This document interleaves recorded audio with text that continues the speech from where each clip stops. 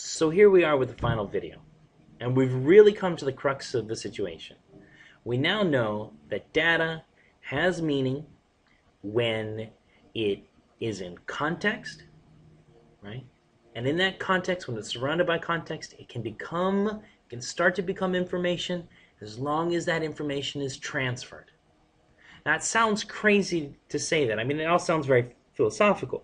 But when you sit down and you think about it, right? Um, a picture or a short clip of video or a sound, well, those are all pieces of data. But when you combine them together and they're related, that's that context. And that context says, okay, well, that picture and that sound and that video, they all create meaning together. They create information. And if somebody else hears it, if somebody else sees it, if somebody else experiences it, it's being transferred, and therefore it has meaning. It has usefulness. And we can manipulate it for our own purposes. Not manipulate people, but we can manipulate that information to achieve a task. So again, what does this have to do with documentaries? Well, documentaries are actually a collection, right? Kind of hard to write on here. It's a collection of data that's been strung together with other pieces of data to create information. And, there's a difference between documentaries and a difference between regular movies, right? And if I were to ask you, what are some of the differences between movies and documentaries, you might say, well, documentaries are supposed to, tell the truth or show what really happened. They're supposed to be, nonfiction and real. And regular movies are narrative stories. They're usually fiction. They're for entertainment purposes. And you're right. Right? Most documentaries are to share knowledge, to share understanding. And they actually, I'll tell you right now, movies and documentaries, they do this manipulation. They want to manipulate the information so well that it's so easy for you to understand. It's so easy for you to accept and take that knowledge in. You really don't have to really be thinking critically to accept it of yourself.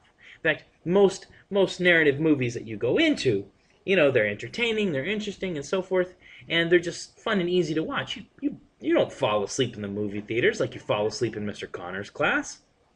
Because I don't spend millions of dollars and months and months and months to be able to craft a message so specially, so manipulated that it's so easy to understand and is just so full of knowledge.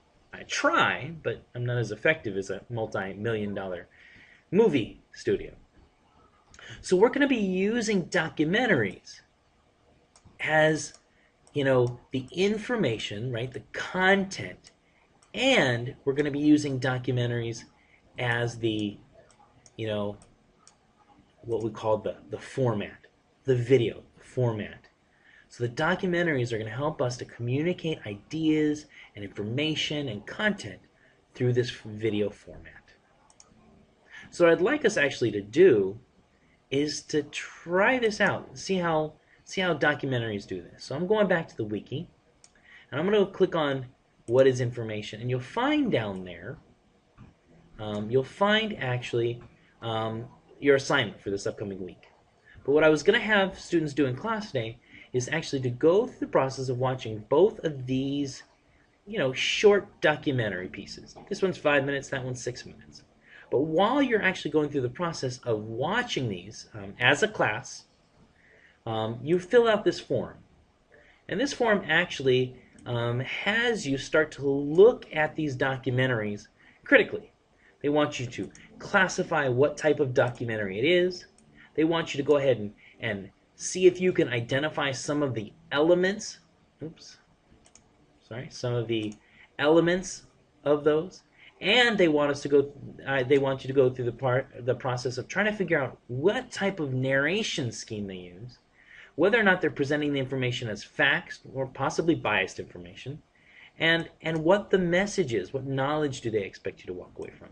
So Miss Ulrich is going to go through the process of starting this first movie. I'd like you all to listen and pay attention and to fill out this documentary analysis while it's going along.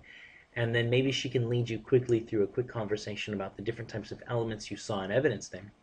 And then when you're done with that, you can actually watch the converted documentary one as well as a group, and go through that same process of assessing it and going through and finding what types of elements, and seeing if we can get some agreement there. Maybe after this, we'll have a much better idea of what documentaries look like, how they function, and what the purposes are. And then I'll see you soon and shortly after that. Oh.